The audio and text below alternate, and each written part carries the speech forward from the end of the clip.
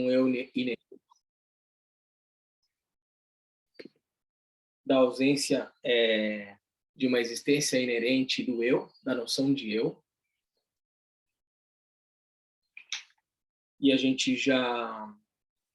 Eu vou fazer um pouco uma revisão sobre isso. Depois, na contemplação 54, a ausência ou a vacuidade dos fenômenos, a vacuidade do eu, a vacuidade dos fenômenos. Depois ele passou a falar sobre, ou instruir sobre a prática da meditação analítica sobre a vacuidade dos agregados. Então, forma, consciência, sensação, percepção e formações mentais. A gente viu isso um pouco no texto da Prajnaparamita. Depois ele trouxe a meditação sobre a vacuidade das partículas que integram, né, esses fenômenos. Voltou a trazer... Quando ele fala sobre... Primeiro ele dá um panorama geral, né, sobre a vacuidade dos agregados. Daí ele vai um pouco individualizando em cada um dos casos, né? Ele vai, ao falar da vacuidade da forma, a meditação é refletir sobre a insubstancialidade daquilo que compõe a forma, que integra a forma, que aparenta ser sólido e daí por diante, mas fundamentalmente é vazio, né? A gente viu a ideia de que um pouco o tempo e o espaço colapsa quando a gente olha para a essência da forma.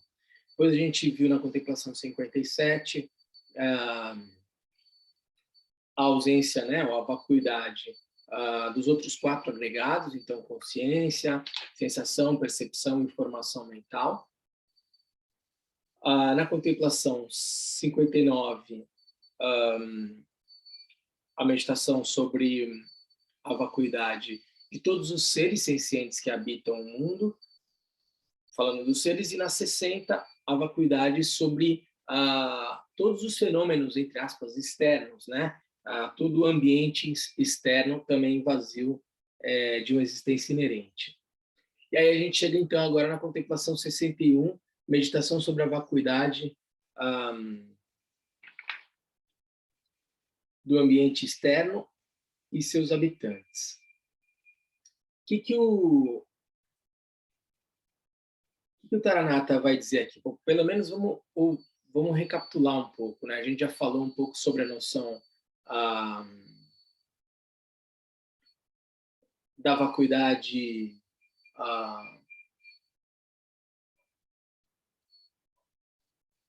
do self, do eu. Então, se a gente for voltar à meditação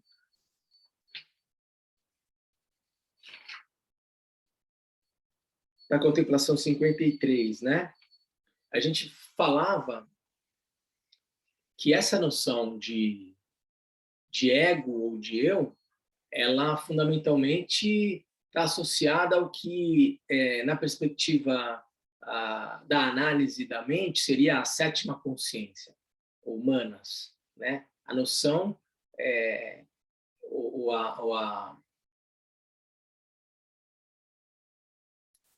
ou a forma ilusória de como nós percebemos os fenômenos da realidade a partir da noção ilusória de que há um eu que percebe essas experiências sensoriais.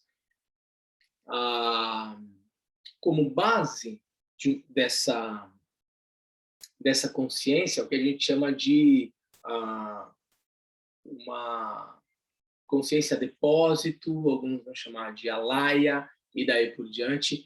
E a gente viu a noção de processo, né? De que isso não é um locus em si, mas é uma sucessão de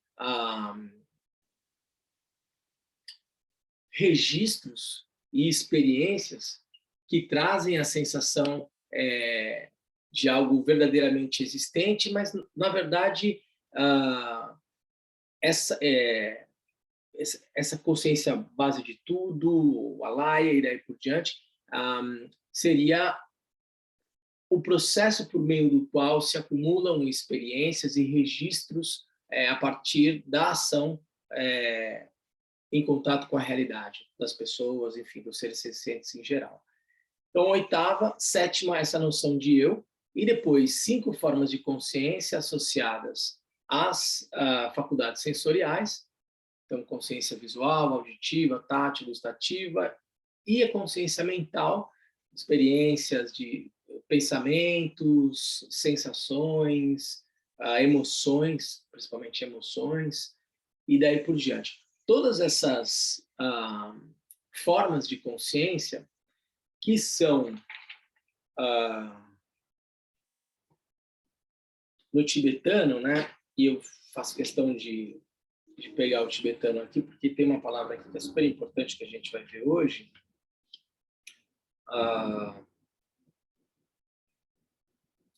que é Nampar Shepa, que é essa noção de consciência, mas consciência confusa, consciência que toma a realidade a partir daquilo que ela não é, como sendo verdadeiramente existente, daí por diante. Então, todas essas formas de consciência que se manifestam na mente e que produzem uma experiência ilusória da realidade têm, na sua essência, a característica de vacuidade. Isso é importante a gente mencionar, porque aqui no texto da Contemplação 61, o Taranata vai dizer o seguinte: todas as coisas materiais, eu mesmo, os outros, o ambiente, os habitantes em geral e todas as formas que veem e ouvem são compostas dos 5 elementos: terra, água, fogo, ar e espaço. Então, ele simplesmente vai descrever tudo aquilo que aparece como sendo um fenômeno composto, causas e condições reunidas, manifestando uma forma, né? uma aparência, uma forma. Todas essas formas, incluindo a nós mesmos, esse corpo e todos os objetos que a gente é capaz de ver e daí por diante, ele vai dizer que basicamente possuem como essência, né, ou são compostos dos 5 elementos: terra, água, fogo, ar e espaço. Daí ele vai dizer o seguinte: a mente, com toda a energia e movimento, é composta de consciência. Aqui, por mente, a palavra em tibetano, eu vou pegar aqui no texto, é Riktan, e que aqui foi traduzido como mente. A gente pode deixar desse jeito. A mente, com toda a energia e movimento, é composta de consciência. Essa consciência que ele se refere aqui, o tibetano está Riktan Gyu, Riktan Gyuwa Tamcheni Nampar Shepa Du. Então, essa presença lúcida, digamos assim, né? Essa mente,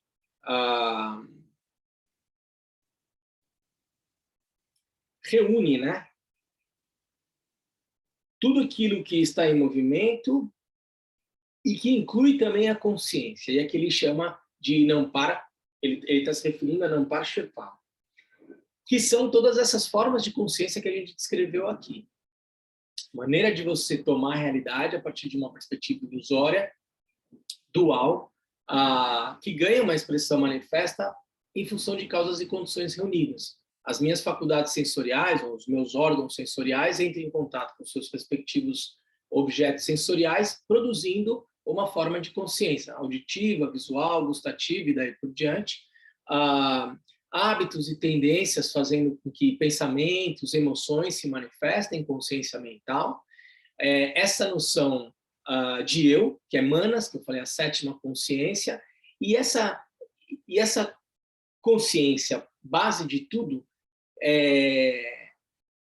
que sintetiza a noção de Nampar Shepa, que é essa forma de consciência que ele está se manifestando aqui, que é a maneira de se relacionar com a realidade a partir de uma perspectiva ilusória, ignorante. Na medida em que o praticante passa a reconhecer a natureza da mente, passa a conhecer, portanto, a realidade tal como ela é, o praticante passa a exercitar a possibilidade de reconhecimento da natureza da mente e permitir que desabroche Yeshe Sempa. Namparshpa, ou Namshe, é a mente confusa, ou a consciência confusa. A Yeshe é a consciência primordial. Então, o que ele está querendo dizer aqui? Que todos os fenômenos compostos do samsara, basicamente, são a reunião, a integração dos 5 elementos. E que, quando percebidos na sua essência, são vazios de uma existência inerente. Possuem faculdades, e daí por diante o calor, o fogo esquenta, a água possui umidade, e daí por diante, mas se você for olhar exatamente para a essência de uma chama de fogo, você consegue localizar onde é que está aquela essência e tal.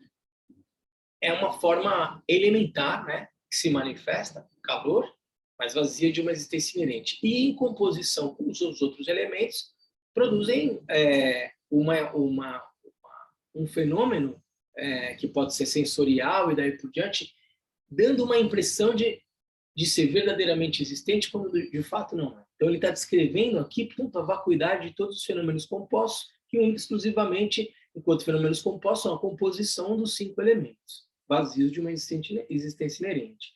Depois ele vai dizer que a mente ela é composta de consciência. Então, quando a gente vai falar de mente, a gente descreve, digamos, 3 características ou 3 atributos fundamentais. A mente é a vacuidade, ela é insubstancial, mas, ao mesmo tempo, ela é claridade ou aspecto manifesto. E aqui ele tá se referindo a essa forma de conhecer confusa que se dá por meio das expressões de consciência que a gente mencionou aqui, 6 consciências, mais manas, consciência individualizada e daí por diante, e que reunidas todas dão essa noção de Namshe. Então, isso ganha uma expressão manifesta na mente, a mente não é só vacuidade, ela também é aspecto manifesto, e conhecimento sem obstrução. Então, quando a gente fala da manifestação das consciências, e a gente já falou isso algumas vezes, né? Forma se manifesta, digamos, à minha frente. Meu olho é capaz de perceber essa forma. Automaticamente surge o quê? Uma consciência visual. Uma forma de conhecer ainda crua e daí por diante. A partir dessa consciência produz-se sensação, gosto, não gosto, neutra, percepção, tal forma, sino, por exemplo. E formação mental, me dirijo a essa forma e atuo. E deixo um registro de ação nessa consciência ou nessa mente que está diretamente associada à noção de karma. Ele está dando a composição aqui, portanto, do que tem a mente, que a gente já viu ao descrever várias vezes quais são os atributos da mente. Mente é claridade, vacuidade, claridade e conhecimento sem obstrução. Lucidez, né? Uma qualidade de lucidez inata. Daí ele continua. O raciocínio prévio de que nada pode ser estabelecido como tendo sua verdadeira existência num nível mais sutil pode ser aplicado aos 4 elementos. Então, é o que eu estava dizendo. Os elementos são vazios de uma existência inerente. Assim como o ato da Terra não está estabelecido, isso pode ser aplicado aos demais elementos. Então, como a gente viu, né? Quando a gente olha um elemento com uma aparência física e daí por diante a gente vai decupando esse objeto, a gente vai vendo que ele tem partículas, subpartículas, subpartículas de subpartículas, quarks e daí por diante, e de repente há espaço e luz, e você não consegue mais localizar. Isso também vale para os outros elementos. Aí ele segue. O que chamamos espaço é o vazio que há em todas essas formas materiais. Esse vazio que eu estou falando, quando eu vou olhar para a forma, ela, em essência, ela tem mais espaço do que manifestação, do que luminosidade. Ou o vazio de que carecem todas as coisas materiais. Exceto o fato de ser uma designação conceitual, portanto, um nome só, espaço não faz nada e não tem existência manifesta. O espaço em si, olha para o céu. Se você olhar para o espaço, independentemente daquilo que se manifesta no espaço e daí por diante, ele é vacuidade. Essa é uma metáfora que às vezes a gente usa para se referir à mente. Aí ele diz o seguinte: a consciência também é meramente um aspecto da aparência que surge devido a condições adventícias. E por isso que eu fiz questão aqui de fazer toda a recapitulação, porque aqui a consciência ele se refere a Namshe, então a todas essas formas de consciência, e o que ele diz é que a consciência é simplesmente um aspecto de aparência, de manifestação da mente, que surge devido a condições adventícias ou digamos, externas, né? Então, esse corpo entrando em contato com objetos sensoriais, produzindo formas de consciência que, em si, são vazias de existência inerente. E, além do mais, não pode ser identificada. Assim, eu mesmo, os outros, o ambiente e os habitantes, somos todos, por natureza, não verdadeiramente existentes. Apesar das projeções das mentes confusas de cada ser senciente serem desimpedidas, elas não têm natureza inerente, são como uma ilusão. Muito provavelmente vocês já ouviram, já leram e daí por diante tudo isso que está sendo dito aqui, né? E já foi falado a exaustão e daí por diante.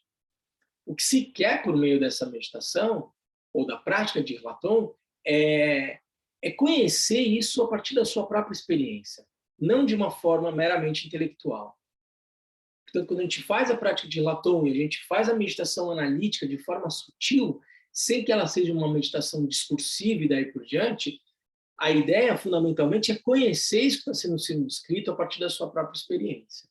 E é isso que a gente veio fazendo ao longo de todos os últimos meses e daí por diante. Fundamentalmente, entretanto, aqui na perspectiva do caminho Mahamudra e daí por diante, um primeiro passo é a compreensão intelectual do que a gente está falando. Isso aqui precisa fazer algum nível de sentido. Para que, com algum nível de compreensão intelectual, você possa se debruçar na prática da meditação com algum nível de confiança.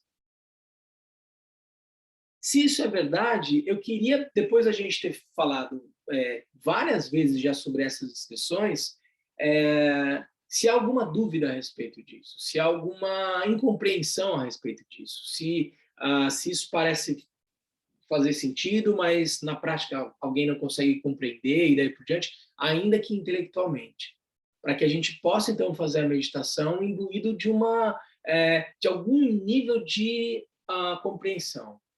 Esse é o primeiro passo, né? Um nível de compreensão que seja intelectual, para que ele seja capaz de gerar algum nível de insight, e a partir desse nível de insight, do cultivo desse nível de insight, para que isso se torne um modo de ser, uma maneira de perceber a realidade, uma maneira de estar no mundo.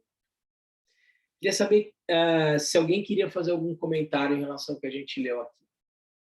Depois de tudo que a gente já viu sobre prática de Latom, sobre a descrição da vacuidade, daí por diante,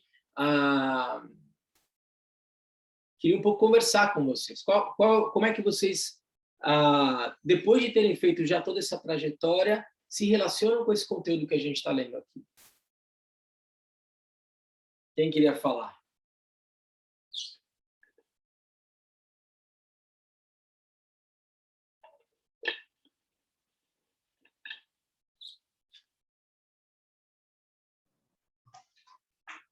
Lama, bom dia, aqui é o Éder. Oi, Éder. Pelo menos o meu sentimento é que eu tenho um básico do entendimento intelectual, né, desses conceitos. Agora, vê-los realmente em prática, eu acho que é um exercício que ainda existe um longo caminho a ser percorrido. É verdade, assim, o que a gente tem usado, Éder, como condição para que essa compreensão, que seja intelectual, mais discursiva, ela possa ser mais experiencial? Para nós, assim, no caminho, qual é pelo menos na perspectiva do caminho Mahamudra e daí por diante, qual é uma condicionante, um elemento fundamental para o progresso do praticante? Para mim, é atenção plena. Isso, a prática da atenção plena, trazendo como resultado fundamental calma mental. Isso tudo que está sendo dito aqui passa a fazer muito sentido se eu tenho minimamente a mente estável e sou capaz de olhar para ela e me familiarizar com ela. Porque, como a gente viu, a prática de Laton tem como objeto central a mente. Então, quando a gente está se referindo à forma, ser vazia e daí por diante, sensações, percepções e daí por diante, eu estou falando de vários aspectos manifestos da mente, associados ao atributo claridade da mente, que ganham, portanto, essa condição manifesta na mente.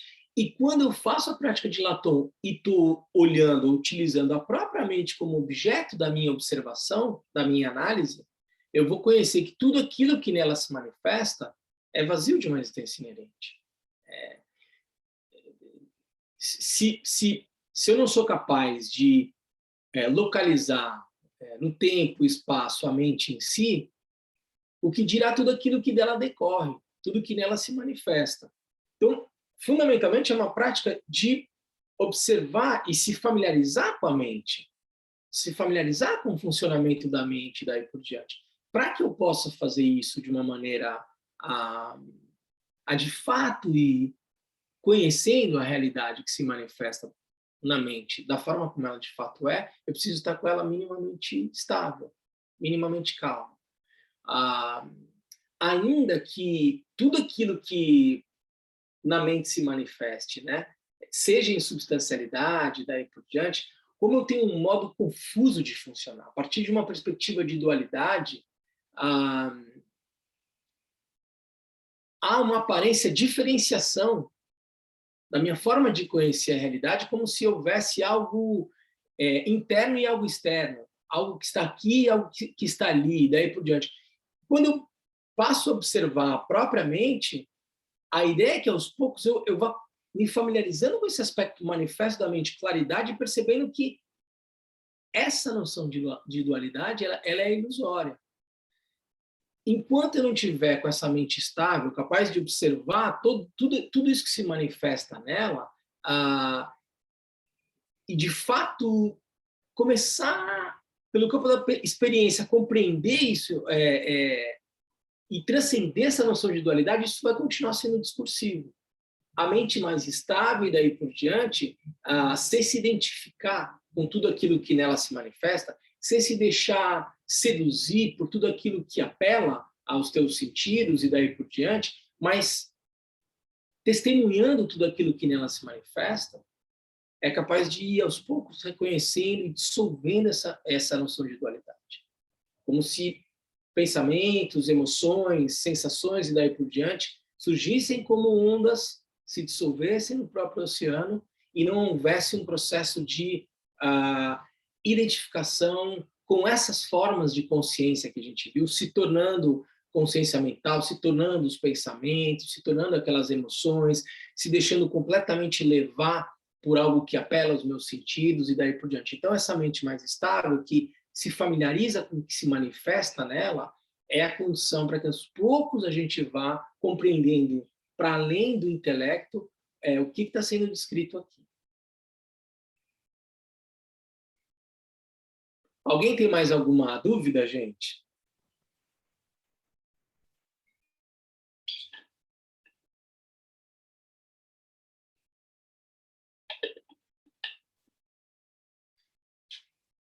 Se a gente para fazer a meditação agora e usa esses argumentos que estão sendo trazidos aqui nessa contemplação, na experiência de vocês na meditação, surge algum nível de obstáculo? Há algum nível de dificuldade em escutar tudo isso que eu estou falando e verdadeiramente aplicar isso, acalmar a mente, conseguir se voltar a olhar para a própria mente e ir investigando ela sutilmente, sem entrar numa lógica discursiva? Alguém tem algum obstáculo quando a gente faz esse tipo de meditação?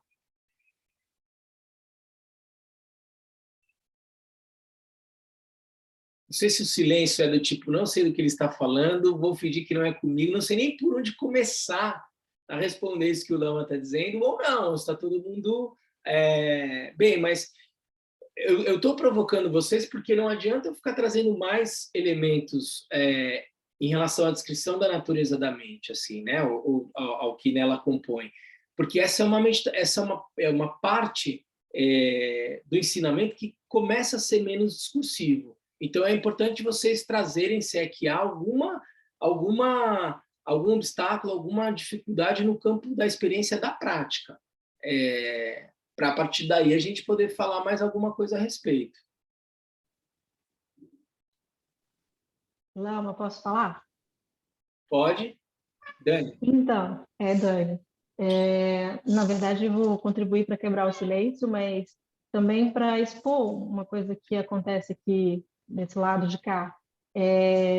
Eu acabo oferecendo meus serviços para algumas pessoas que precisam, e nesse momento, por exemplo, eu estou cuidando de 2 gatos, cujos donos não estão por perto, e necessariamente tinha que fazer nesse momento, mas eu começo a perceber que a meditação e toda essa filosofia, esse conhecimento que o senhor traz, ele é de uma aplicabilidade até mesmo quando você está numa atividade. Eu não sei se eu estou correta ou se eu estou errada, e por isso o motivo do meu questionamento. Porque, independente de eu estar envolvida numa determinada ação, é possível eu perceber como eu estou me relacionando com cada ação, né? E eu não sei se estou entendendo bem, mas seria disso que nós estamos falando, não do fazer, mas do como olhar para o que você está fazendo, de observar a sua mente enquanto você está fazendo, do como você se relaciona com essa dualidade, com os seus afazeres. Eu imagino que seja isso, certo? Dani, então, assim, excelente assim, o que você traz, porque no formato dos ensinamentos, a gente faz isso, essa prática, de uma maneira formal. Então, a gente está sentado e vai fazer esse exercício e daí por diante. Mas, na medida em que você vai progredindo na prática, você vai vendo que essa relação de meditação e pós-meditação, sessão e pós-sessão, isso vai diminuindo. E isso é fundamental, porque isso também está associado a uma lógica de dualidade, concorda? Como se eu só pudesse conhecer a natureza da mente ou a natureza ou a realidade tal como ela é quando eu estivesse formalmente praticando meditação. E no final das contas não é disso que se trata, né? Se você tem a possibilidade de no teu dia a dia perceber o que se passa na sua mente, exercitar essa qualidade de lucidez da mente que precede a experiência em si, isso é o fundamental. Porque quanto mais você vai se familiarizando com isso e daí por diante, mais você vai ampliando o espectro de autonomia que você tem em relação a como está no mundo, de que forma você pode acumular mais mérito, de que forma você pode contribuir ainda mais para a sua prática, de que forma você pode praticar ou atuar de uma forma mais compassiva e daí por diante. Se você percebe, né, assim, que ao cuidar dos gatos e daí por diante, você consegue manter esse estágio de vigilância, de lucidez, esse é o mais importante, assim.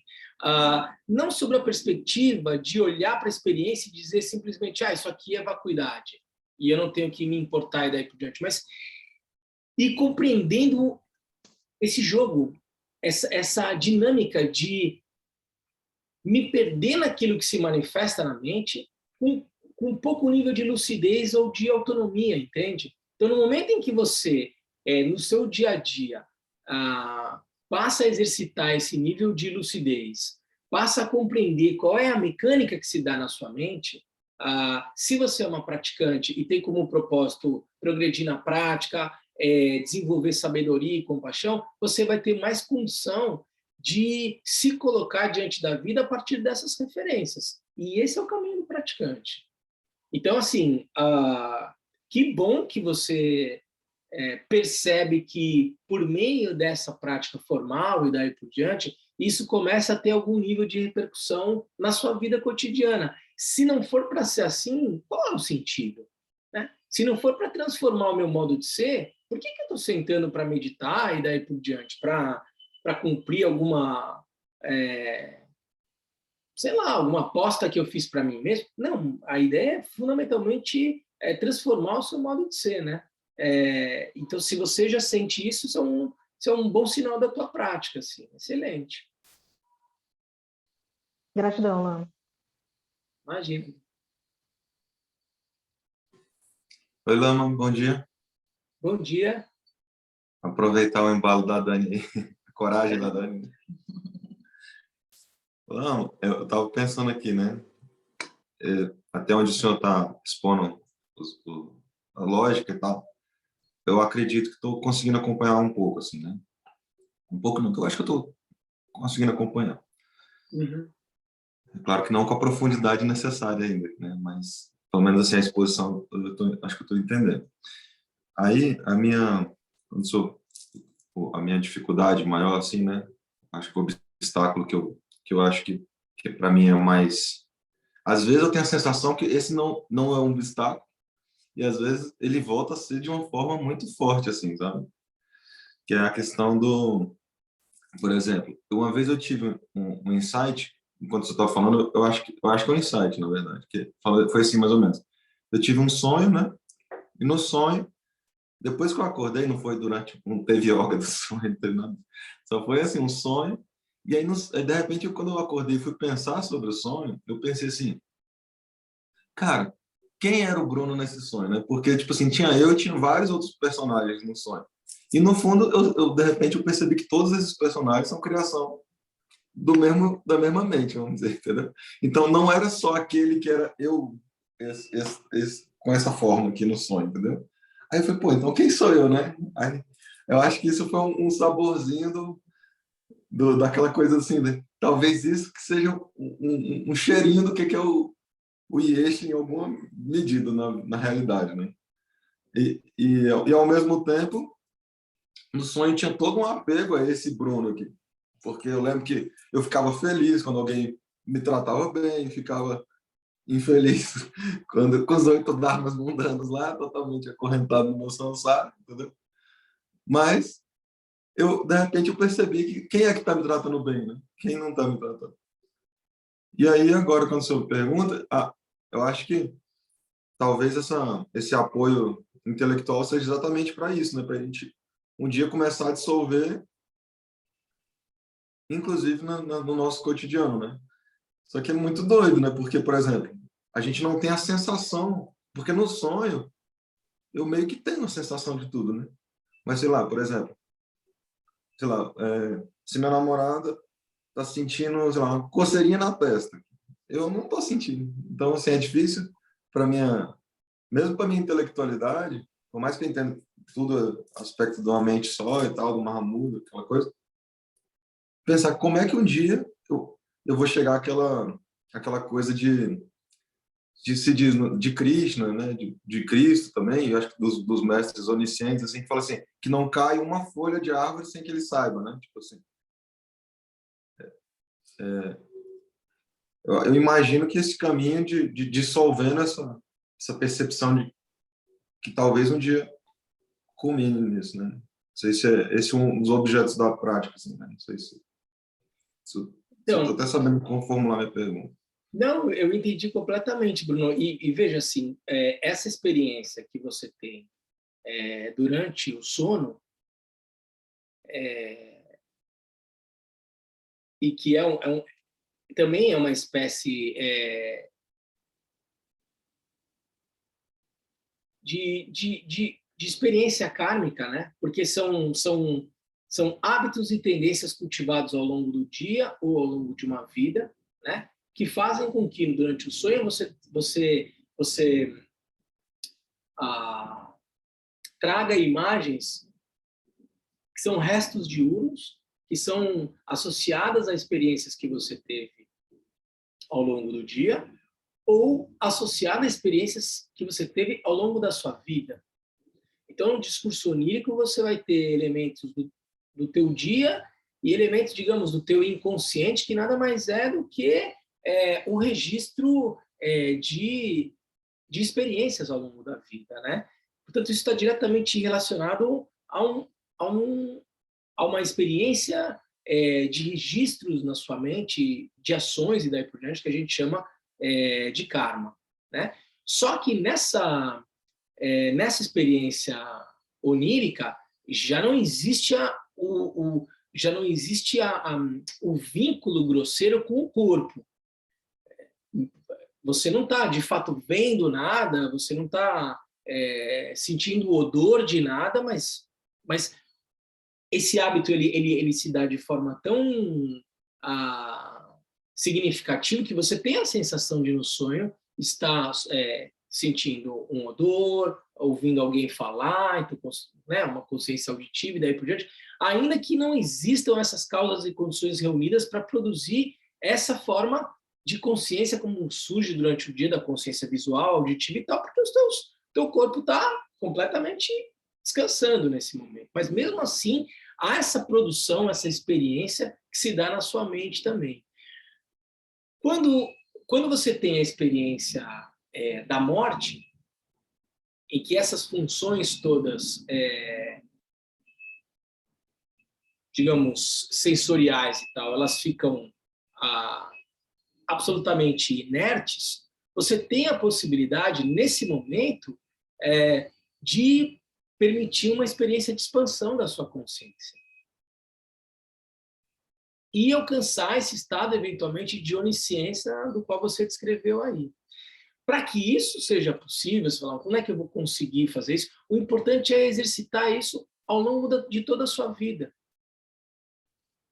Cultivar o máximo possível essa experiência de lucidez, de sabedoria, e é um pouco disso que se faz quando se faz a prática da sabedoria, de, a partir dessa lucidez, olhar para essas experiências que se manifestam na minha mente e conhecer qual é a natureza delas. E na medida em que eu vou me dissociando de uma experiência que é ilusória e que é dual, crendo que isso se dá porque é um eu, porque é um sujeito e um objeto e daí por diante, cada vez mais eu vou tornando cada vez menos grosseira essa experiência da realidade e vou exercitando essa familiarização, digamos assim, com um atributo da mente inato, que é a lucidez, que, digamos, precede toda forma de experiência e que está exatamente agora acontecendo. Mas que a gente não se dá conta. Exercitar isso, né? Perceber esses pequenos insights do sonho, de se questionar e falar, mas peraí, porque isso é um pouco que a gente faz na prática de sabedoria aqui, entendeu? Não é que eu vou ficar discursivamente analisando, mas eu vou olhar e vou questionar. Ué, mas tem um eu que está aqui olhando isso? Cadê esse eu? E no sonho, como é que era? E daí por diante. Você vê que a coisa é sutil, mas bota uma, assim, cria um pouco uma cadeia de um hábito condicionado de conhecer a realidade e dizer, mas peraí, o que aconteceu enquanto eu estava sonhando e tal? O que está acontecendo nesse momento agora em que a gente está falando? Há uma aparência, a sensação de que há uma pessoa falando, uma outra pessoa ouvindo e daí por diante, mas todo esse jogo, no fundo, é o quê? Basicamente o aspecto claridade da mente ganhando uma expressão manifesta, né? E eu ilusoriamente imaginando que existe uma dualidade aqui por hábitos e tendências cultivados ao longo de toda uma vida. Mas a ideia é um pouco, como é que eu posso dizer assim, colocando espalhando umas bombinhas na sua mente, sabe assim, umas minas assim, né? Para em algum momento essas bombinhas irem estourando, explodindo e quebrando essa cadeia, esse hábito ilusório de conhecer a realidade. Mas é sutil, entendeu? Não é discursivo. Caramba, não, muito legal. E só complementando, né, o que o senhor trouxe aqui, uma das coisas que me fez ter essa reflexão foi porque, de repente, eu percebi que no sonho, esse Bruno aqui, né, vamos dizer, essa forma de Bruno, ela estava meio que em terceira pessoa, eu via ela. Então, eu lembro que eu falava assim, mas se eu estou olhando para mim, então, quem é esse que está olhando aqui, entendeu? Tipo assim, porque eu não estava olhando, como se diz em jogo de videogame, eu não estava em primeira pessoa, entendeu? Eu tinha o meu corpo ali interagindo com outra pessoa, e eu estava olhando de um outro ponto. Mas se eu sou aquele ali, então quem é esse aqui, entendeu? E interessante que eu até comentei com minha namorada que estava com o microfone mudo enquanto você estava explicando, mas essa última parte da explicação que o senhor falou aqui, de colocando as bombinhas e tal, meio que deslocando essa sensação, eu tive enquanto você estava falando, aquela experiência chamada déjà vu, não sei se você tem a sensação de eu estar passando, tá muito doido aqui, caramba, o Lama explicando isso, eu tive essa sensação de eu ter te contado esse sonho, e minha namorada está aqui e de repente sou falar dessa aí onde coisa, como você falou, parece que a coisa fica meio quebra aquela coisa de isso é o sonho, isso é a realidade. Isso Você usou o verbo, Bruno, quebra. Sim. Produzir pequenas rachaduras, entendeu? Pequenas fendazinhas num hábito condicionado de conhecer a realidade. Entendeu? De repente você olha e fala... E aí a pergunta mas se sou eu, se esse eu que está aí não sou eu que estou vendo aqui, então... E aí eu te pergunto, e aí, tinha alguém que estava vendo alguma coisa? Você, acordado, estava vendo isso? Ou, fundamentalmente, o que você está descrevendo é a qualidade de lucidez da mente, que é capaz de conhecer tudo aquilo que nela se manifesta, eventualmente dissociada de uma noção de eu. Porque tem lucidez aí. Né? Minimamente é um exercíciozinho de um sonho lúcido. Porque você fala, opa, que jogo é esse? E a ideia não é encontrar uma resposta, a ideia é parar no e tipo, e olha, entendeu? Olha, o Taranaka vai dar essa descrição na meditação. Assim, na hora que você tá olhando para diferentes perspectivas, de repente começa a ficar meio sem sentido. Assim, não faz mais sentido para a mente discursiva, no entanto, ainda tem lucidez capaz de perceber o desconforto da falta de linearidade nesse discurso, porque é a hora que o discurso manca, assim, que vem, olha, e fica tranquilo, simplesmente percebe. O que sobra nessa hora? A gente está praticando o quê? Sabedoria.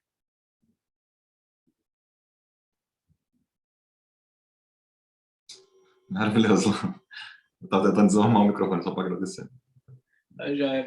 Vou perseverar aqui para aumentar as rachaduras. Oi, Camila. Olá, Lama.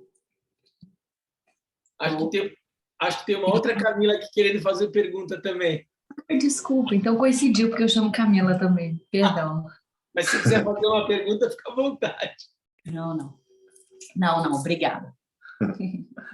Grato, Lama.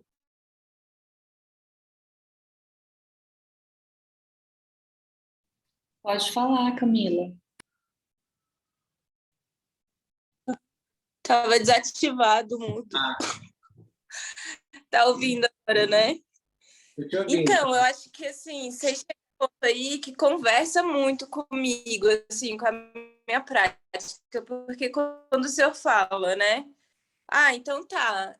E aí, quem é essa pessoa? Né? Quando a gente chega nesse lugar que o Bruno estava descrevendo. Se eu tô me enxergando, então, né? E aí você entra nesse lugar de tipo, pã, né? Só que tem uma questão aí para mim que é o seguinte: existe algo, né? E aí, se o senhor pudesse descrever como se relacionar com isso, porque, por exemplo, eu já me peguei nos processos de apego com os lamas, por exemplo, né? De tipo, tá, beleza, reconheço aqui que tem essa natureza de vacuidade, mas, cara, o meu lama é o meu lama. E ele tem características, e eu consigo reconhecer. E eu não sei se eu quero me desapegar dessas características que são próprias dele. Por mais que, sei lá, a vacuidade se manifeste aqui, mas, tipo, tem características próprias de pessoas com as quais eu tenho um vínculo e que eu confio mais do que na própria vacuidade, assim, sabe? Então, como honrar também essas relações, sabe? E essas características. Então, Camila, assim, né? Tem vacuidade de tudo, mas não mexe com o meu lama. Meu lama não é vazio, não, né?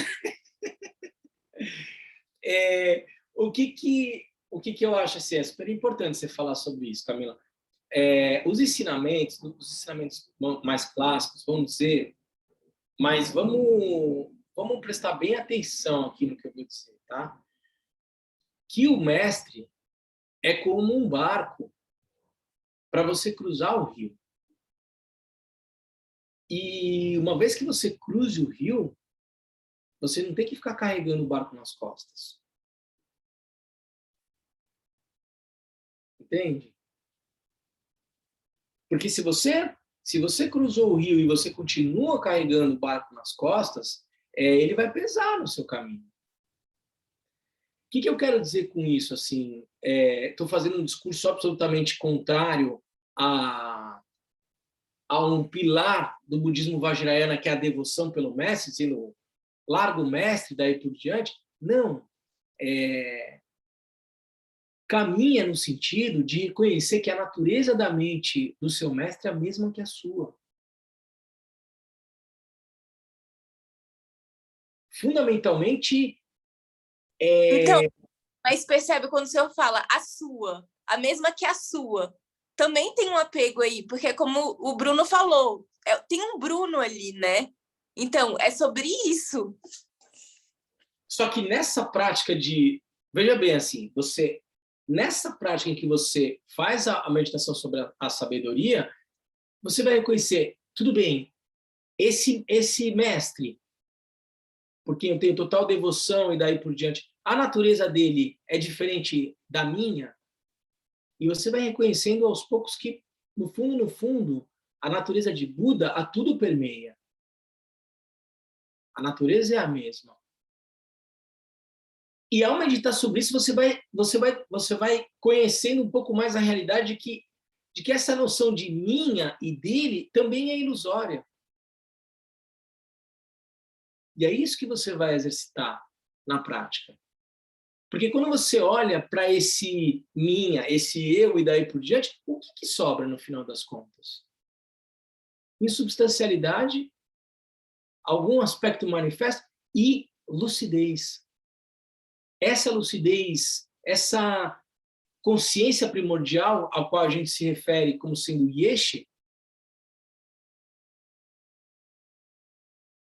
que é fundamentalmente digamos, a consciência base pura, natural, a partir da qual tudo se manifesta.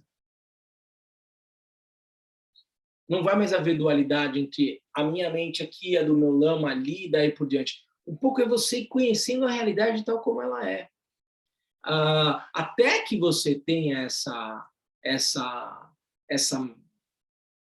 qualidade da sua prática, fundamentalmente a ideia qual é? É cada vez mais você diminuir essa distância que existe entre a sua mente, digamos, e a mente do seu mestre.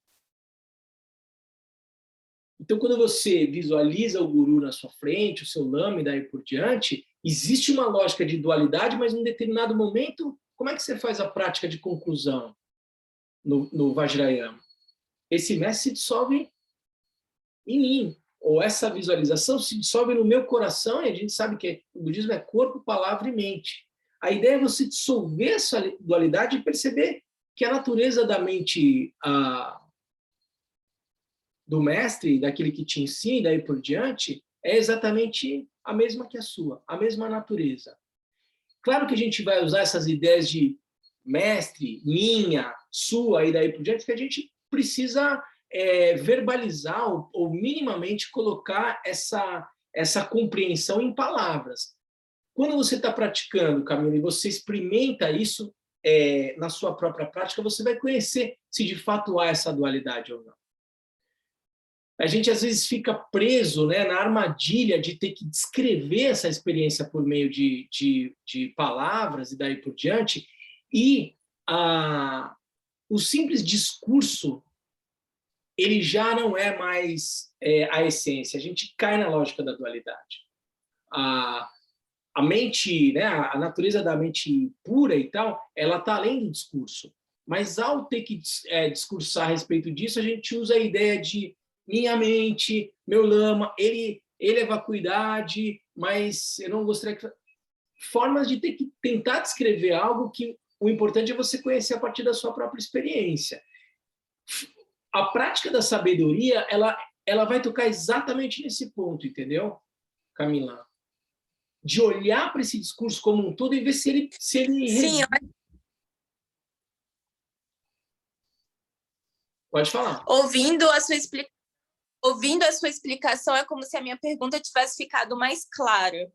É como se, assim, a pergunta de fato é: o que a gente faz com a nossa necessidade de referência? Porque é verdade que na prática de lucidez a gente fica sem nenhuma referência? Eu acredito que não. Não é sobre ficar sem referência. E se não é essa referência pessoal, que referência que é então, sabe? Então, essa referência que você diz, não ficar sem referência, porque daria uma sensação de estar perdida, Camila, no final das contas, quando permanece única e exclusivamente a lucidez, é impossível. Não há como estar perdido. Você está completamente lúcida nessa hora. Se você estabiliza a sua mente e olha para a mente, toda outra necessidade de referência, ela passa a ser discursiva. Larga tudo. No momento em que vê aquele ban que você falou, o que acontece? Você cai numa opacidade mental ou você está lúcida no ban? Cultiva isso, entendeu? Cultiva isso. Sem medo e sem expectativa. Não precisa de algum discurso nessa hora para justificar aquilo que você está conhecendo pela sua própria experiência. Permanece lúcida. Larga. Se vier uma pergunta e tal, dizendo, bom, e agora, o que eu estou sentindo? Larga isso também. Olha e larga. O que vai restar?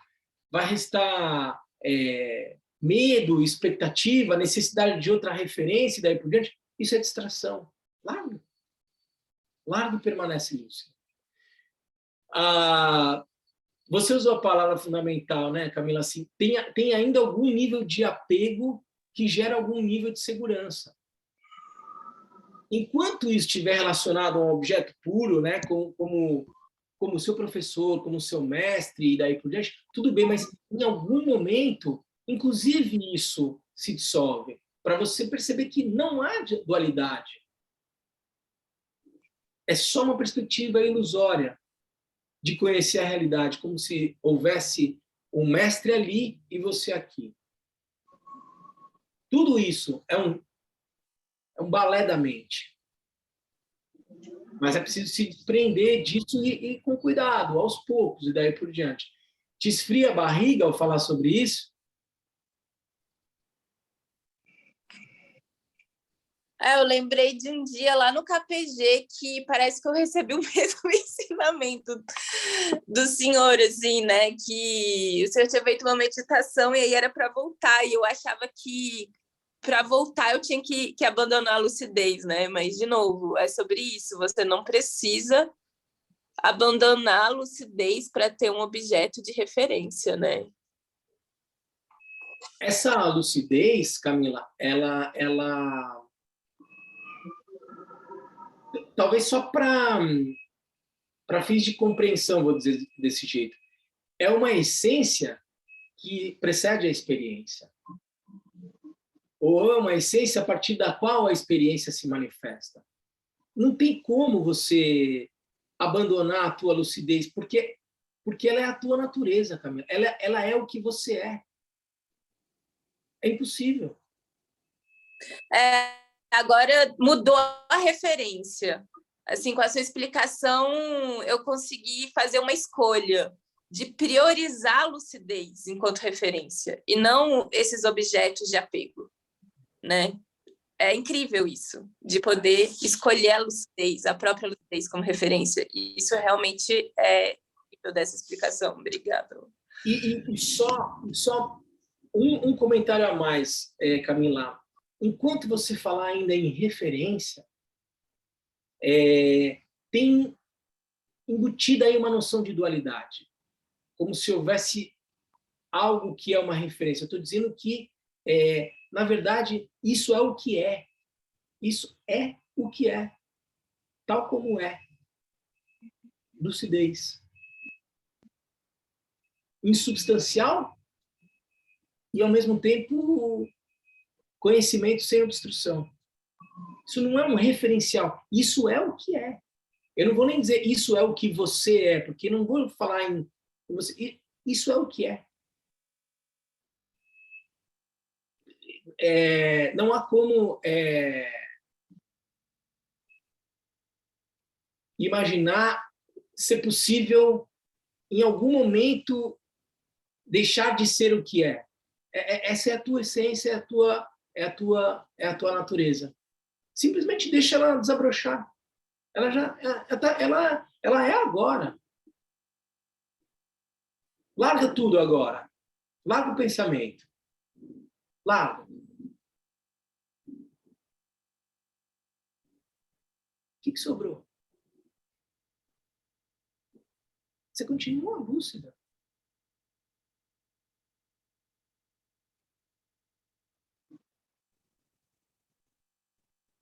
Oi, Aloísio.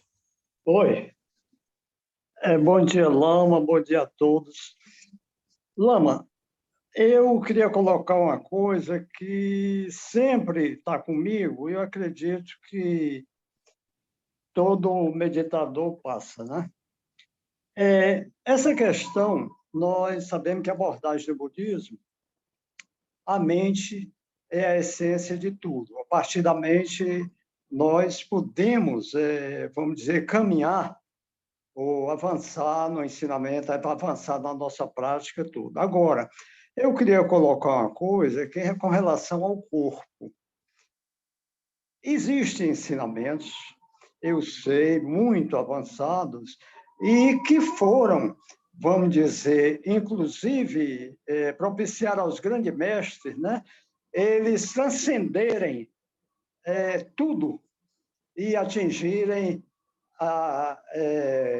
vamos dizer, isso que nós buscamos, assim, de uma forma em que o corpo foi muito importante. Eu digo os yogis, né?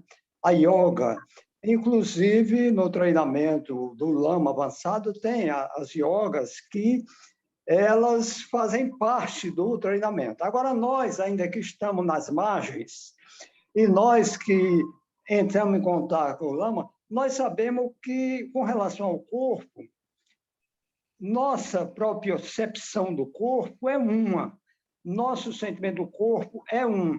E o sentimento do corpo, vamos dizer, quando a pessoa já está num nível avançado, ou então, quando a pessoa se depara exatamente com as experiências de morte, né? Seja essa morte física ou morte mesmo de algumas coisas que a gente vai largar, como o desejo, o desapego, essa coisa tudo, ela, vamos dizer, sai um pouco dessa via do ensinamento da mente, da vacuidade, e assume um pouco essa questão do teu corpo.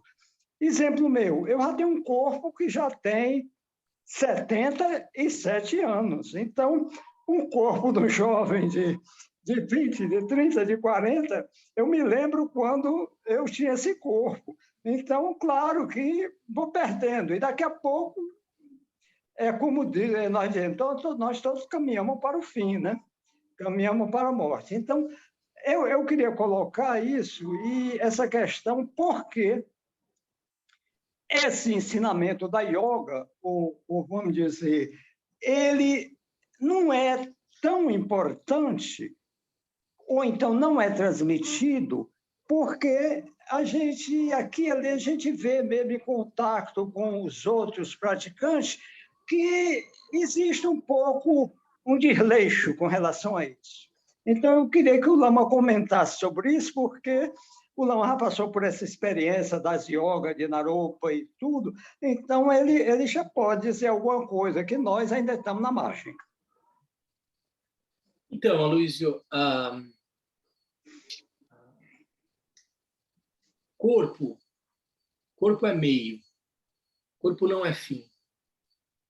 É por meio desse corpo, dessa preciosa existência humana, que é circunstancial, é que eu posso, eu vou dispor de condições mais ou menos favoráveis para conhecer a realidade tal como ela é. Esse corpo humano, ele já confere condições, ele é um meio, não fim, ele é um meio que favorece a possibilidade de eu conhecer a realidade tal como ela é. Estou falando aqui, portanto, ainda primeiro na questão do corpo humano, em geral. Todos nós temos. Isso já é uma condição extremamente favorável. Se o meu corpo fosse um corpo de um animal, se o meu corpo fosse um corpo de um espírito faminto, a forma de eu conhecer a mesma realidade que eu estou vendo aqui agora na minha sala seria diferente, concorda? As minhas faculdades sensoriais seriam outras, e é dito que, dentre as formas de existência, a maneira por meio da qual eu consigo conhecer a realidade, tal como ela é, por meio desse corpo humano, eu possuo, digamos, uma vantagem, uma condição favorável para conhecer a realidade tal como ela é. Então, em primeiro lugar, assim, definitivamente não há como negligenciar a relevância que o corpo tem nesse caminho, principalmente um corpo humano. Para além disso, aí quando você fala das yogas, de novo, Aloysio, as yogas ou as práticas com o corpo são meio, não são fim. Quando você pega os ensinamentos da linhagem Champa, as yogas de Nigumi e as yogas de Sukhasidi, elas não são o corpo principal. O corpo principal é o Mahamudra. Elas são as raízes. Elas vão criar as condições para que, por meio desse corpo, você tenha a possibilidade de conhecer a realidade tal como ela é. E de que forma isso se dá? É fundamental para que você possa favorecer a tua prática de meditação e conhecer a realidade tal como ela é, que você aprenda a lidar com os ventos interiores do seu corpo. Ventos e canais sutis. Se você tiver vamos dar um exemplo, se você comer um alimento que te produz gases ou te produz uma agitação no teu estômago, porque ele é muito quente, ele é muito frio e tal, isso interfere no teu estado de consciência. Você vai ficar mais agitado, você vai ficar mais indisposto ou disposto e daí por diante. Porque a forma como os ventos vão circular dentro do seu corpo vão favorecer mais ou menos o teu estado de meditação. O que se quer por meio das práticas de yoga é fazer com que todos os ventos que circulem no seu corpo passem a circular no seu canal central. Essa é uma condição que favorece o seu estado de consciência. É meio, portanto, não é fim.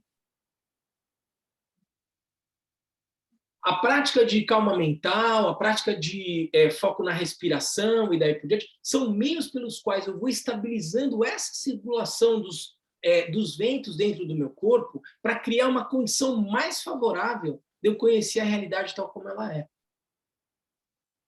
Portanto, aquele que toma as yogas como sendo o ponto final do caminho, talvez não tenha compreendido o caminho na sua magnitude. Você vai fazer uso desse corpo e da forma de lidar com esse corpo para criar as condições mais favoráveis para que você possa olhar para a mente e conhecer a sua própria natureza. Portanto, ter um hábito saudável com o corpo, cultivar hábitos de alimentação, exercícios físicos e daí por diante. Por exemplo, uma vez eu perguntei para o Mingyur Rinpoche, eu falei, Rinpoche, eu acordo de manhã com muitos pensamentos, com muita agitação mental. É difícil logo acordar de manhã e fazer logo uma meditação. Talvez pela forma como eu durmo, o organismo ainda fazendo digestão, enfim. Há uma agitação mental no momento que eu acordo. O Mingyur Rinpoche falou assim, faça exercício físico. Aí eu falei, faço os yogas, o prana. Ele falou, não, faça exercício físico, caminhe, faça exercício físico, faça exercícios físicos, coloque o seu corpo para funcionar novamente, deixe os ventos circularem pelos canais sutis do seu corpo e daí por diante, e depois senta para meditar. Veja como não há como dissociar essa condição física como sendo um meio mais ou menos favorável para progredir na minha prática. Então, eu comecei falando aqui da preciosa existência humana, do precioso corpo humano, como essa condição extremamente especial que a gente tem, e depois a possibilidade de você adotar uma dieta, uma postura saudável com o seu corpo, eventualmente até aprender a fazer exercícios de yoga e daí por diante com o seu corpo, mas veja como um meio pelo qual você cria as condições para conhecer a realidade tal como ela é.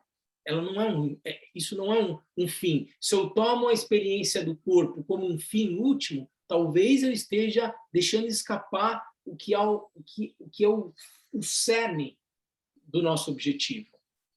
Fazer uso desse corpo da forma mais sábia possível para favorecer a tua prática de reconhecimento da natureza da mente, de reconhecimento da realidade tal como ela é.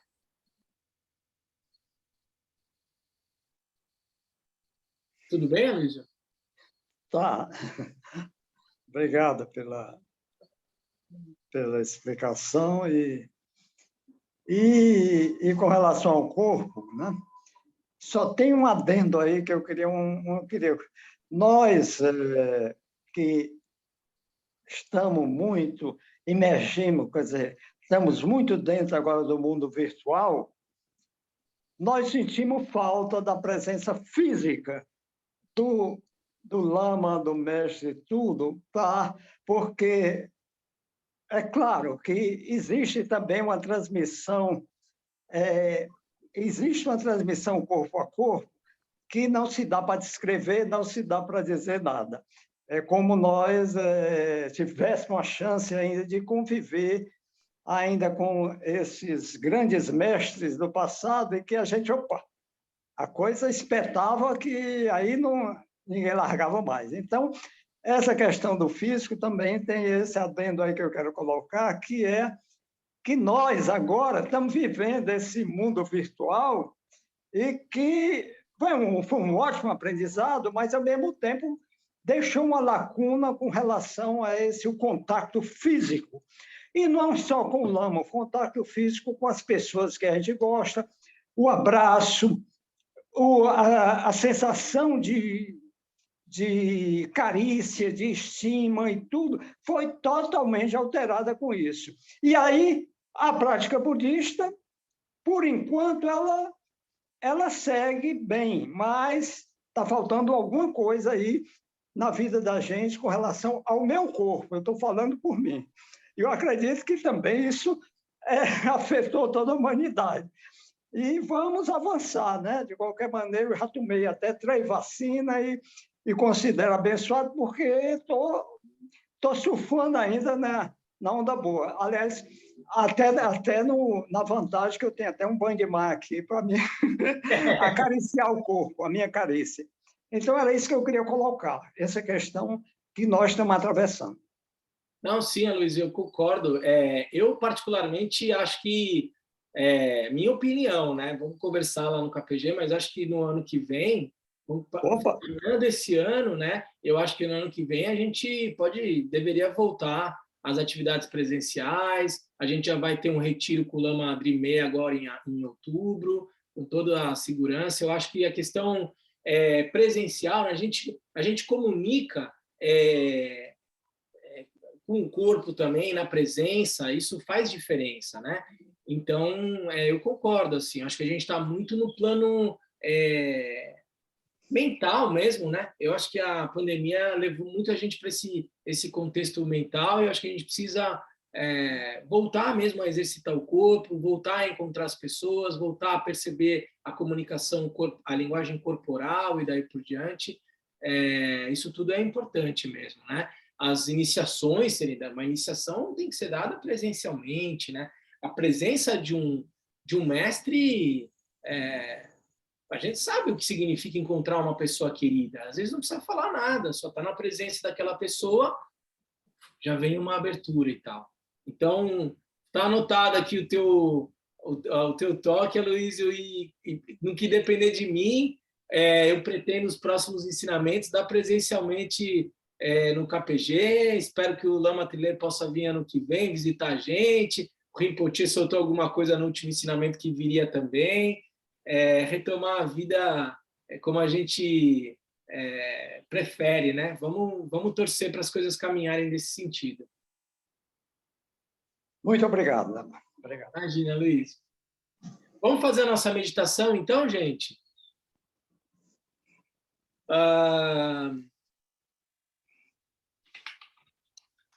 Lembrem disso que foi falado hoje aqui. A gente trouxe argumentos discursivos e daí por diante. Na meditação, a gente vai olhar todos esses aspectos da insubstancialidade do eu, dos fenômenos, das experiências sensoriais e daí por diante. Olha, percebe? E na hora que mancar o discurso, larga mesmo, largue e permanece.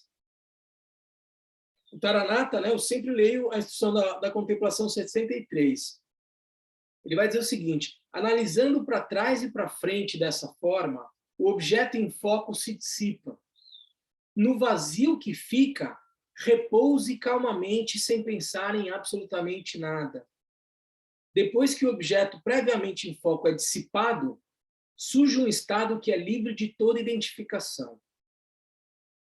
E enquanto isso durar, repouse na não conceitualidade. Gente, esse não conceitualidade não é um jeito de falar. Isso é um conceito extremamente profundo do budismo. Não conceitualidade. Não é só um jeito de falar, não. Aqui eu estou falando de um conceito. Repouse na não conceitualidade. Se esse estado deteriorar, repouse na mera não conceitualidade do desaparecimento do aspecto vacuidade. Reconheça a vacuidade, inclusive no discurso. Visto que é necessário fazer essa meditação, descrita acima repetidamente, é importante reconhecer o ponto quando esse desaparecimento começa, para se distinguir entre o estado de não conceitualidade e sua deterioração. Mesmo quando você não está no estado de não conceitualidade, mesmo quando você não está num gap discursivo, ainda há vacuidade, insubstancialidade, mesmo no discurso. O que são pensamentos e tal, se você olhar para eles? Simplesmente aspectos manifestos na mente que, por si só, é insubstancial. Como isso poderia ter substancialidade? Não perca o caráter de vacuidade mesmo quando o espaço entre um pensamento e outro desapareça. Você continua no estado de lucidez insubstancial. Não perca isso. Olha para essa realidade. Tá? Então, de novo, a gente falou bastante, a gente trocou ideias para esgotar um pouco a pulsão discursiva, né? A ânsia de compreender intelectualmente. Vamos agora para o campo da experiência. Tá? Vamos lá fazer a nossa prática. Lama, Oi. se o senhor tiver o fonezinho, acho que ajuda. Tá bom.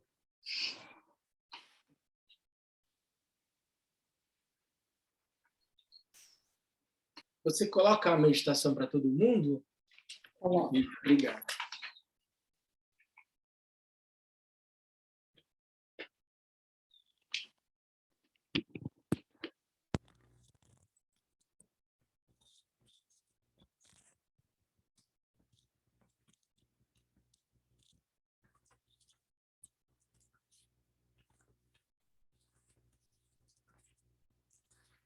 Eu, como eu costumo fazer, gente, eu vou conduzir a meditação e vou poupá-los do exercício discursivo de ficar analisando.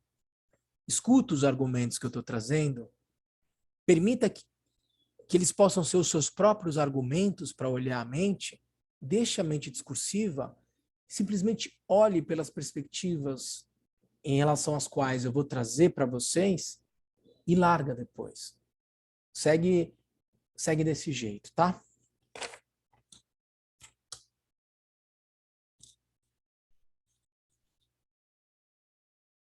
No Buda, no Dharma e na Sublime Assembleia, tomo refúgio até o despertar.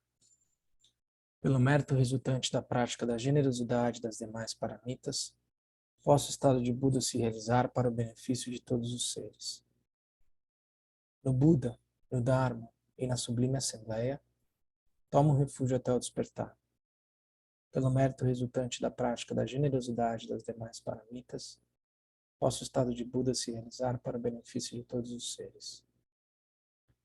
No Buda, no Dharma e na Sublime Assembleia, tomo refúgio até o despertar. Pelo mérito resultante da prática da generosidade das demais paramitas, posso o estado de Buda se realizar para o benefício de todos os seres. Uma pequena anotação, que em todos os meus nascimentos, posso eu não estar separado do perfeito Lama, usufruir da glória do Dharma, realizar completamente as qualidades dos caminhos e das terras e atingir rapidamente o estado de Dorje Chan. Aí fazemos oração de 7 ramos visualizada.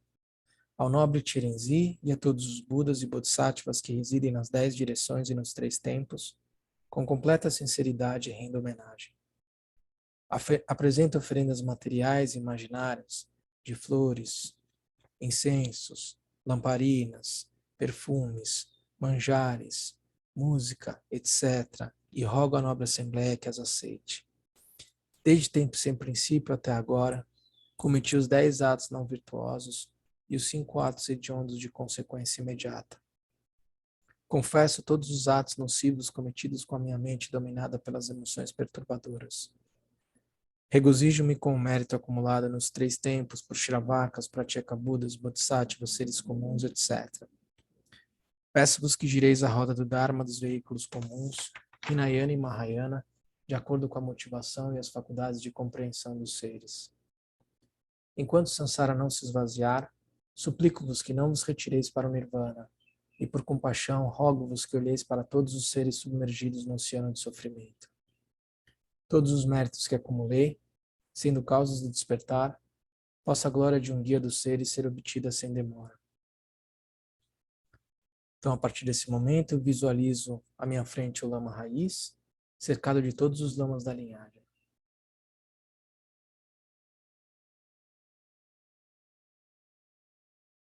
E faço oração. Budas e Bodhisattvas do universo e o Lama perfeito, meu bom e verdadeiramente virtuoso mestre. Por favor, vejam-me e abençoem-me. Por favor, pacifiquem minhas faltas completamente. Por favor, despertem a genuína compreensão dentro de mim.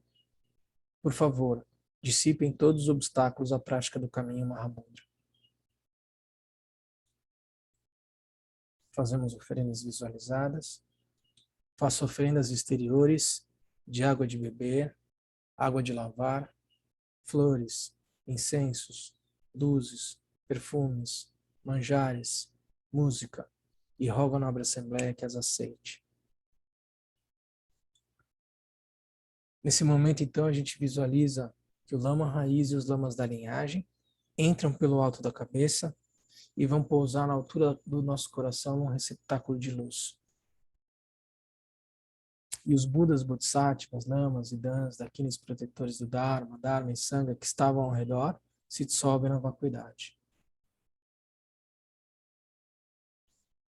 Tendo o lama raiz, então, na altura do coração, cercado pelos lamas da linhagem, a gente vai começar a fazer, então, a meditação analítica.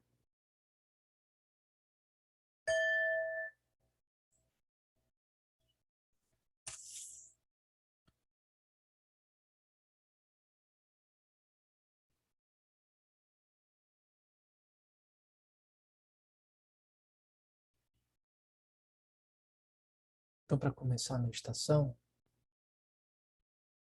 perceba como todas as coisas materiais, objetos,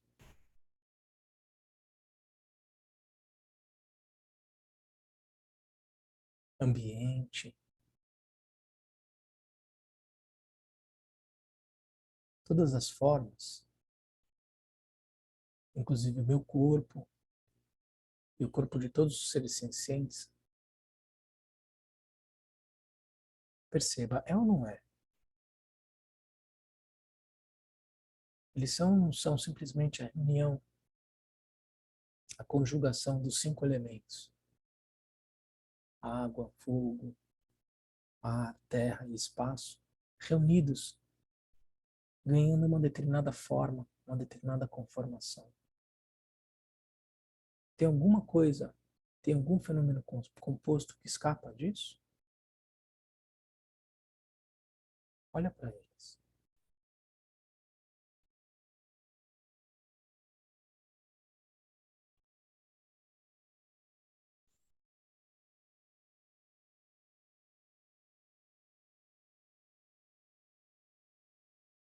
Não é que são formas vazias.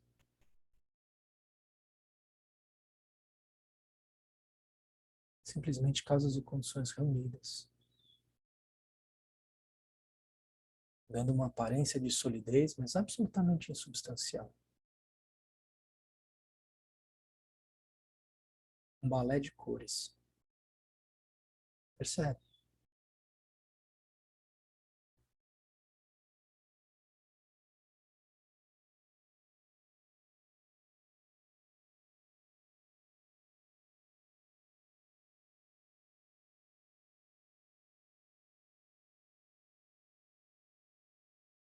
Essas formas de consciências que se manifestam na mente.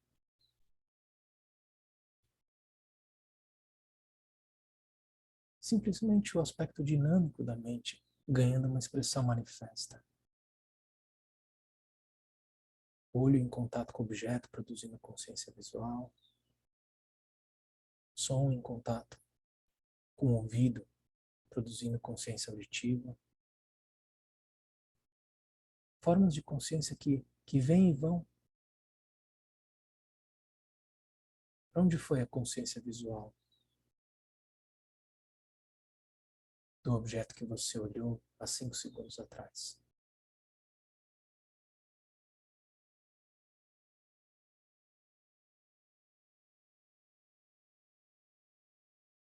E a consciência auditiva do passarinho que cantou há 10 segundos atrás?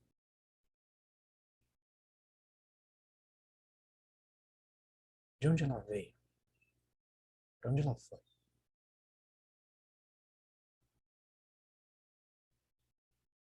Então não é que essas formas de consciência se manifestam, uma vez reunidas as condições, e se dissolvem.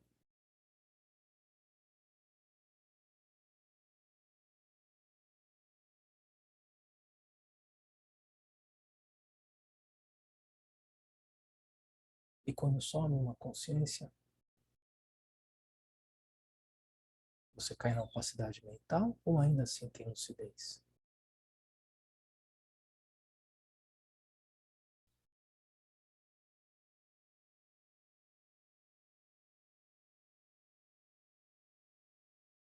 E essa lucidez está dentro do corpo? Se está, onde está?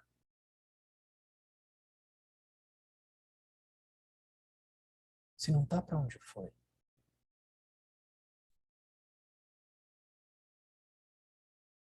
Mas se foi, você ainda está lúcido?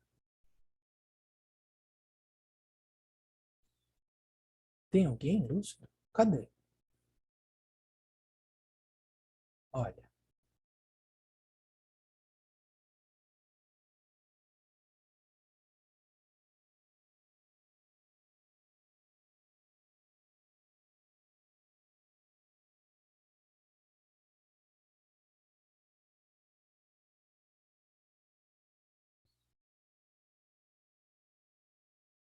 essa experiência sensorial vem e vai.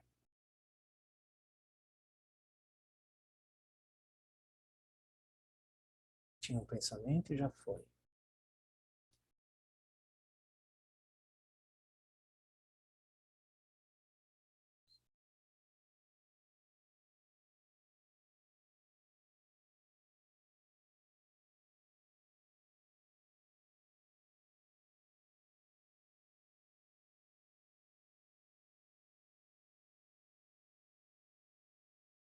Lá no pensamento. Então olha para ele. O que ele é? Já foi?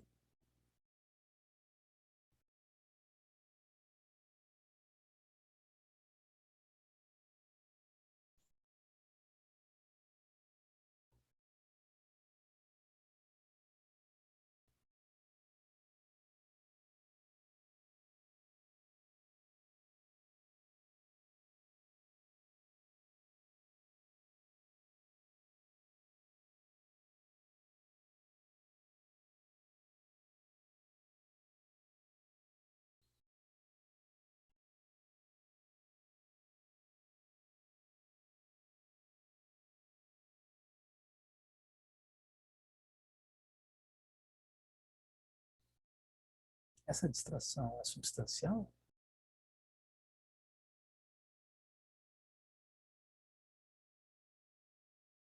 Ou é só outra forma de consciência impermanente, vindo e indo?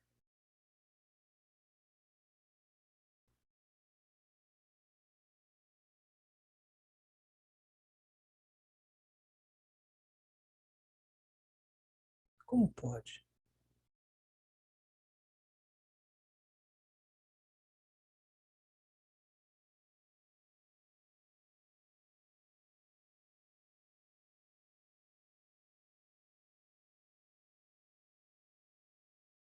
Ué,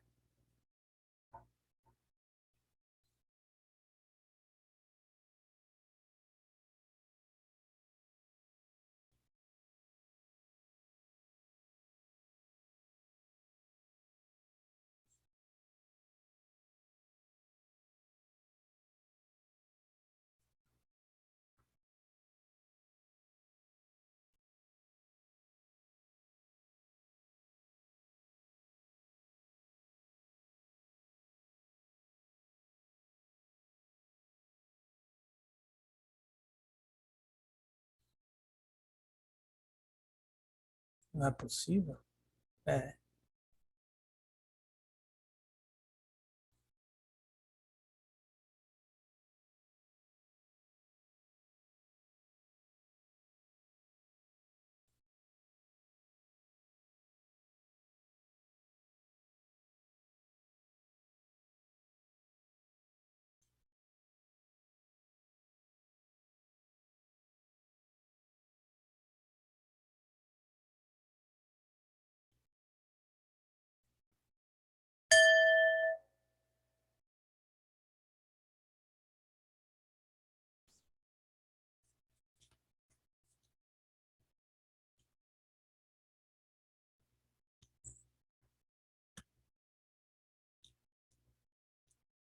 Vamos fazer a dedicatória.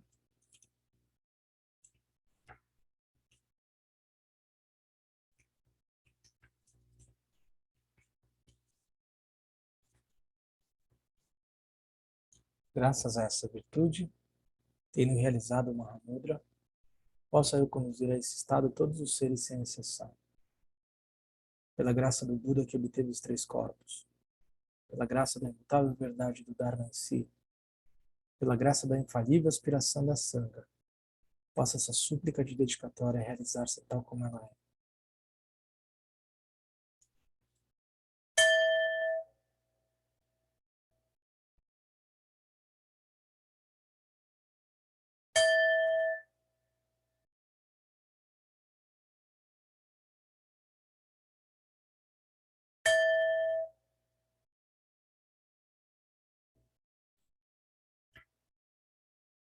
Deu para escutar o som, gente, do áudio? Tava.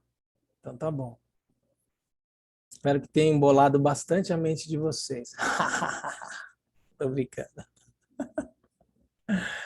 Gente, boa prática então para vocês ao longo da semana. Tentem preservar